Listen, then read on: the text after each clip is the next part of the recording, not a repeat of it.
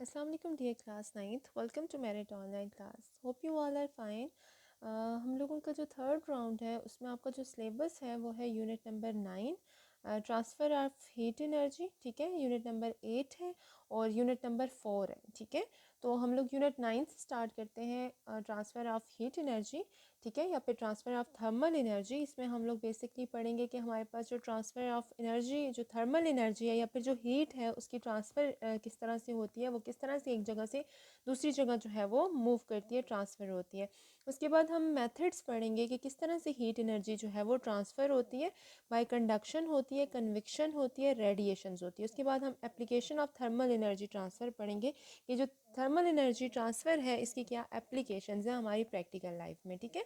तो आज का जो हमारा जो हमारा टॉपिक है, हम स्मार्ट सिलेबस फॉलो कर रहे हैं, तो हमारा जो टॉपिक है वो है कंडक्शन, ठीक है। कंडक्शन को समझने से पहले सबसे पहले हम ट्रांसफ़र ऑफ थर्मल एनर्जी को समझते हैं कि थर्मल एनर्जी या फिर हीट, ठीक है। थर्मल एनर्जी में आपने कंफ्यूज नहीं होना, थर्मल एनर्जी का मतलब है हीट, ठीक है। तो हीट की जो ट्रांसफ़र है वो किस तरह से होती है या फिर ट्रांसफ़र ऑफ हीट का मतलब क्या है। तो ट्रांसफ़र ऑफ हीट ऑलवेज जो है हमारे पास जो हीट है वो हमेशा फ़्लो करती है from a region of higher temperature to a region of lower temperature. हमेशा जो हीट होती है वो हायर टेम्परेचर से लोअर टेम्परेचर की तरफ मूव करती है, ठीक है। Net flow of thermal energy occurs only when there is a difference in temperature, ठीक है। अब मैं आपको एक सिंपल सी एग्जांपल देती हूँ जिससे आपको ये क्लियर हो जाएगा कि कंसिडर करें आपके दोनों हाथों में टेम्परेचर डिफरेंस है। टेम्परेचर डिफरेंस का मतलब है कि आपका एक हाथ गर्म है बहुत ज़्यादा और एक हाथ बहुत ज़्यादा ठंडा है। तो टेम्परेचर डिफरेंस हुआ ना, एक का टेम्परेचर ज़्यादा और एक का टेम्परेचर कम है। आप दोनों हाथों को जो है वो जोड़ते हो, ठीक है। जैसे ही आप दोनों हाथों को जोड़ते हो, ट्रांसफ़र ऑफ हीट जो है वो स्टार्ट हो जाती है। अब ट्रांसफ़र ऑफ हीट कैसी होती है, हायर टेम्परेचर से लोअर टेम्परेचर की तरफ। आपका जो गर्म हाथ है ना, हायर टेम्परेचर से वहाँ से हीट निकलेगी और जो ठंडा हाथ है वहाँ पे ट्रांसफ़र होने लग जाएगी। तो ट्रांसफ़र ऑफ हीट जो है वो स्टार्ट हो जाएगा और तब तक होता रहेगा जब तक कि दोनों हाथों का टेम्परेचर क्या होना हो जाए, सेम ना हो जाए। जब दोनों हाथों का टेम्परेचर बराबर हो जाएगा, दोनों हाथ सेम टेम्परेचर पे आ जाएंगे, तो ट्रांसफ़र ऑफ हीट क्या हो जाएगा, ख़त्म हो जाएगा। तो इसका मतलब है ट्रांसफ़र ऑफ हीट के लिए टेम्परेचर डिफरेंस का होना बहुत ज़रूरी है। दोनों बॉडीज़ में, जो भी दो बॉडीज़ हैं जिस हाथ से हीट फ़्लो कर रही है, उन दोनों बॉडीज़ के बीच में टेम्परेचर का डिफरेंस होना बहुत ज़रूरी है। एक बॉडी गर्म होनी चाहिए और एक बॉडी ठंडी होनी चाहिए, तभी हीट फ्लो करेगी गर्म से ठंडे की तरफ। और कभी भी इस तरह से नहीं होगा कि दोनों बॉडी सेम जो है वो हमारे पास टेम्परेचर पे हैं, दोनों चीज़ों का टेम्परेचर सेम है, सेम हीट एनर्जी है दोनों में और वहाँ से हीट फ्लो कर रही हो। हीट हमेशा हॉट बॉडी से कोल्ड बॉडी की तरफ फ्लो करती है। तो ये थी हमारे पास ट्रांसफ़र ऑफ थर्मल एनर्जी या फिर ट्रांसफ़र ऑफ हीट। अब ट्रांसफ़र ऑफ हीट के हमारे पास तीन तरह के हम मेथड्स यहाँ पे पढ़ेंगे, कंडक्शन पढ़ेंगे, कन्विक्शन पढ़ेंगे और रेडिएशन पढ़ेंगे। सबसे पहले हम कंडक्शन पे आ जाते हैं। यहाँ पे देखें types of thermal energy transfer, कि थर्मल एनर्जी या फिर हीट को हम कितने मेथड से ट्रांसफ़र कर सकते हैं। यहाँ पे ऊपर आपको नज़र आ रहा होगा, एक सेकेंड, यहाँ से आप देखें तो आपको कंडक्शन नज़र आ रहा होगा और कंडक्शन आपको क्लियर नज़र आ रहा है कि ये जो आपको एक कैटल नज़र आ रही है जिसको फायर पे रखा हुआ है, तो इस कैटल में क्या हो रही है, कंडक्शन हो रही है। और ये जो फायर से रेडिएशंस निकल रही हैं और हीट ट्रांसफ़र कर रही हैं, ये क्या है, ये रेडिएशंस है। और ये जो पानी अंदर गर्म हो रहा है, इस कैटल के अंदर पानी गर्म हो रहा है, ये क्या है, कन्वेक्शन है। देखिए आपको यहाँ से समझ आया कि आपने एक पानी लिया कैटल में और उसको फायर पे गर्म होने के लिए रख दिया। अब देखिए फायर से रेडिएशंस निकल रही हैं और वो क्या है, हमारे पास उस कैटल को गर्म कर रही है। अब कैटल भी गर्म हो रहा है, साथ में पानी भी गर्म हो रहा है। तो कैटल का गर्म होना कंडक्शन है और पानी का गर्म होना क्या है, कन्विक्शन है। और फायर से जो हीट निकल के पानी और कैटल को गर्म कर रही है वो क्या है, रेडिएशन है, ठीक है। तो ये हम बारी बारी सब पढ़ेंगे। आज हम कंडक्शन के बारे में पढ़ते हैं। देखिए यहाँ पे एक सिंपल सी एक एग्जांपल है कि आपने इस तरह से हमेशा कभी ऑब्जर्व भी किया होगा, प्रैक्टिकली भी आपसे ऐसा हुआ होगा कि एक गर्म चाय है या फिर गर्म पानी है, ठीक है, जहाँ जैसे आपको स्क्रीन पे नज़र आ रहा है, उसमें आपने एक मेटल की स्पून डाल दी है, ठीक है। मेटल स्पून डाल दी और जैसे ही आप मतलब आपने क्या किया कि गर्म चाय ली, गर्म कॉफ़ी ली और उसमें आपने क्या कर दिया, मेटल स्पून डाल के छोड़ दी। थोड़े टाइम के बाद जब आप देखेंगे तो जो मेटल स्पून है वो भी क्या हुई हुई होगी, गर्म हुई हुई होगी। इसकी सिंपल एक और एग्जांपल इस तरह से है कि आप अगर खाना बना रही हैं तो आप जो स्पून होगा उसको भी आप जो है वो उसके अंदर बर्तन के अंदर छोड़ दें, तो थोड़ी देर के लिए जब आप उस स्पून को हाथ लगाएंगी तो वो स्पून भी क्या हुआ होगा, गर्म हुआ हुआ होगा। इसका मतलब है जो हीट एनर्जी है वो ट्रांसफ़र हो रही है बर्तन से स्पून के अंदर।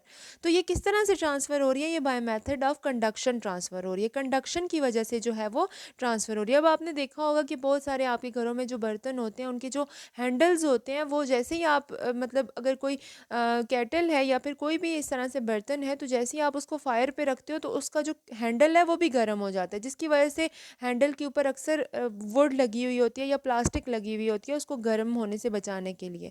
तो ये किस तरह से गर्म होता है, ये बाय मेथड ऑफ कंडक्शन जो है वो हमारे पास हीट ट्रांसफ़र होती है। तो कंडक्शन क्या है, conduction is the transfer of thermal energy through a medium without any flow of medium. ठीक है, आपके पास कंडक्शन एक ऐसा मेथड है जिसमें हीट ट्रांसफ़र होती है, लेकिन हमारे पास जो पार्टिकल्स हैं वो ट्रांसफ़र नहीं होते। देखें किस तरह से, मैंने अभी आपको एग्जांपल दिया है कि जिस तरह से देखें ये आपके पास एग्जांपल है, यहाँ पर अगर आप देखें तो हीट एनर्जी ट्रांसफ़र हो रही है चाय से, किसके अंदर ट्रांसफ़र हो रही है, स्पून के अंदर ट्रांसफ़र हो रही है। स्पून को गर्म कर रही है ना, गर्म चाय के अंदर हमने ठंडी स्पून रख दी और स्पून क्या हो रही है, गर्म हो रही है।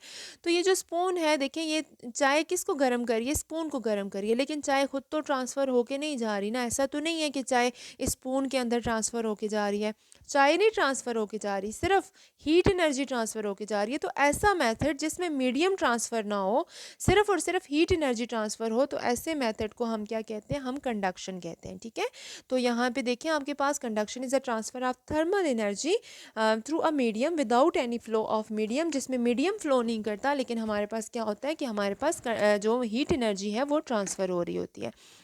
नेक्स्ट हमारे पास particles at the heated end vibrates vigorously, they collide with neighboring particles and transfer their energy. Eventually the particles at the cooler end are also set into the vigorous particles. ठीक है, अब होता इस तरह से है कि ये सामने आपको नज़र आ रहा होगा, एक फिगर बनी हुई है यहाँ पर, अगर आप देखें तो आपके पास इस फिगर में अगर आप देखें तो आपके पास ये फ्लेम है। ठीक है, और ये हमारे पास क्या है कि एक रॉड है। ठीक है, इस रॉड का ये हिस्सा फ्लेम के ऊपर रखा हुआ है, तो यहाँ पे पार्टिकल्स जैसे ही हीट अप होंगे तो वो वाइब्रेट्स, हमने काइनेटिक मॉलिक्यूलर थ्योरी में पढ़ा है कि जैसे ही कोई चीज़ है हमारे पास, हर पार्टिकल क्या करता रहता है, वाइब्रेट करता रहता है। तो जैसे हम किसी बॉडी को अगर टेम्परेचर ज़्यादा करते हैं तो उसकी वाइब्रेशन भी क्या हो जाती है, बढ़ जाती है। तो यहाँ पे इसको फ्लेम मिल रहा है, तो फ्लेम का मतलब है कि ये जो हीट एनर्जी इसमें इस हिस्से में ट्रांसफ़र हो रही है, और जिस हिस्से में हीट एनर्जी ट्रांसफ़र हो रही है उस हिस्से में हमारे पास क्या हो रहा है कि वहाँ पर हमारे पास जो पार्टिकल्स हैं उनका टेम्परेचर हमारे पास इंक्रीज़ हो रहा है और उनकी वाइब्रेशंस बढ़ रही है। ठीक है, अब क्या होगा कि ये जो पार्टिकल्स हैं सॉलिड्स में, हमें पता है कि पार्टिकल्स जो होते हैं वो एक दूसरे के साथ बहुत ज़्यादा क्लोजली पैक्ड होते हैं। ठीक है, तो ये क्लोजली पैक्ड पार्टिकल जब नेबरिंग पार्टिकल को क्या करेगा, जाहिर से वाइब्रेट करेगा, तो उसके जो नेबर पार्टिकल होगा, जो उसके साथ जुड़ा हुआ बिल्कुल पार्टिकल है, ये इसको भी क्या करेगा, वाइब्रेट करवाएगा। ठीक है, तो ऐसे ही क्या होगा कि वाइब्रेशन होती रहेगी, और एक एंड से दूसरे एंड पे हमारा वो वाला एंड जहाँ पे फायर नहीं है लेकिन फिर भी वो गर्म हो गया, तो हमारे पास किस तरह से हीट ट्रांसफ़र हो रही है, बाय मेथड ऑफ वाइब्रेशन हो रही है। अगर हमारे पास एक पार्टिकल को हीट एनर्जी मिली, उसने वाइब्रेट करना स्टार्ट किया, तो अपने नेबरिंग पार्टिकल को भी उसने क्या करवाया, वाइब्रेट करवाया, और इस तरह से जो वाइब्रेशन है वो ट्रांसफ़र होती गई, और वाइब्रेशन की वजह से हमारे पास इस जो मेटल था उसका जो जो भी चीज़ थी, मेटल है या जो भी है, उसका जो टेम्परेचर है वो बढ़ना शुरू हो गया, और हीट एक एंड से दूसरे एंड में ट्रांसफ़र हो गई है। ठीक है, तो ये है मेथड ऑफ कंडक्शन, के कंडक्शन में किस तरह से हमारे पास हीट जो है वो ट्रांसफ़र होती है। ठीक है, ओके, नेक्स्ट हमारे पास जो है वो कंडक्शन की मैंने और जो है वो यहाँ पे आपको इससे फिगर से समझाया हुआ है कि यहाँ पर देखें आपके पास एक रॉड है। ठीक है, ये आपके पास एक रॉड है और यहाँ पे आपके पास एटम्स मौजूद हैं, और ये आपके पास हीट एनर्जी है, ये एटम्स को हीट एनर्जी मिल रही है। ठीक है, अब आप नेक्स्ट फिगर में देखें तो ये जो एटम्स हैं, ये जो कुछ एटम्स हैं, इनको हीट एनर्जी मिली तो ये हीट अप होना शुरू हो गया। ये जो रेड पार्ट है ये शो कर रहा है कि ये वाले एटम्स क्या हैं, ये हीट अप हुए हैं। तो क्या होगा कि जो एटम्स हीट अप हुए हैं वो क्या करना शुरू कर देंगे, वो ज़्यादा तेज़ी से वाइब्रेट करना शुरू कर देंगे और अपने नेबरिंग पार्टिकल को भी क्या करवाएंगे, वाइब्रेट करवाएंगे, अपने साथ जुड़े हुए पार्टिकल। जिस तरह से आप बहुत ज़्यादा लड़कियां या बॉयज़ जो है वो आपस में जुड़ के बैठे हुए हो, तो क्या होता है कि एक को अगर जो है वो यहाँ से पुश किया जाए तो बाकी सबको भी क्या होता है, मतलब एक फील होता है ना, एक मतलब वो भी अपनी जगह से थोड़ा सा मूव कर जाते हैं। तो क्लोजली पैक जितने भी एटम्स होंगे, अगर एक एटम वाइब्रेट करेगा तो साथ वाला भी करेगा। तो देखें इस तरह से, देखें नेक्स्ट वाली फिगर में आप देखें तो यहाँ से वाइब्रेशन से पूरे यहाँ पे इस रॉड में जो है वो हमारे पास जो है वो हीट एनर्जी जो है वो ट्रांसफ़र हो चुकी है, सारे पार्टिकल जो है वो वाइब्रेट करने लग गए हैं। तो इस तरह से हीट एनर्जी एक एंड से दूसरे एंड में हमारे पास क्या होगी है, ट्रांसफ़र होगी है। ठीक है, अब कंडक्शन जो है वो हमारे पास मोस्टली मेटल्स में होती है, क्योंकि मेटल्स में क्या होता है कि हमारे पास जो एटम्स हैं वो क्लोजली पैक्ड होते हैं। ठीक है, एक दूसरे के साथ जुड़े हुए होते हैं, तो एक वाइब्रेट करता है तो दूसरा भी वाइब्रेट करता है, क्योंकि हमने कहा था कि कंडक्शन का मेथड मोस्टली वाइब्रेशन की वजह से होता है। वाइब्रेशन जो है वो ट्रांसफ़र होती है तो हीट एनर्जी ट्रांसफ़र होती है, और इस मेथड को हम क्या कहते हैं, कंडक्शन बोलते हैं। तो कंडक्शन में हमारे पास ज़रूरी है कि एटम्स एक दूसरे के साथ क्लोजली पैक्ड हों। क्लोजली पैक्ड होंगे तो एक वाइब्रेट करेगा तो दूसरा भी वाइब्रेट करेगा। सो कंडक्शन का मेथड मोर रैपिडली होता है मेटल्स में। ठीक है, मेटल्स में जो कंडक्शन होती है वो बहुत ज़्यादा होती है, लेकिन लिक्विड्स और सॉलिड्स में लिक्विड्स और गैसेस में जो कंडक्शन है वो कम होती है। अब क्यों कम होती है, क्योंकि आपको पता है लिक्विड्स में जो पार्टिकल्स होते हैं वो दूर दूर होते हैं, तो एक वाइब्रेट करता है तो दूसरे को वाइब्रेट करवाने में जो है वो थोड़ा टाइम लगता है। लिक्विड्स में तो चलें फिर हो ही जाता है, लेकिन गैसेस में जो पार्टिकल्स हैं वो बहुत दूर दूर होते हैं, काफ़ी ज़्यादा डिस्टेंस पर होते हैं। तो इस डिस्टेंस की वजह से जो कंडक्शन का मेथड है वो गैसेस में जो है वो बिल्कुल नहीं होता, ना होने के बराबर होता है। ठीक है, तो ये था हमारा आज का टॉपिक जिसमें हमने कंडक्शन को डिस्कस किया, और नेक्स्ट टॉपिक में इंशाल्लाह हम कन्विक्शन को जो है वो डिस्कस करेंगे। ठीक है, तो आपने इस टॉपिक को बहुत अच्छे से जो है वो अपनी बुक से और नोट्स से जो है वो आपने इसको जो है मैच करके आपने इसको याद करना है।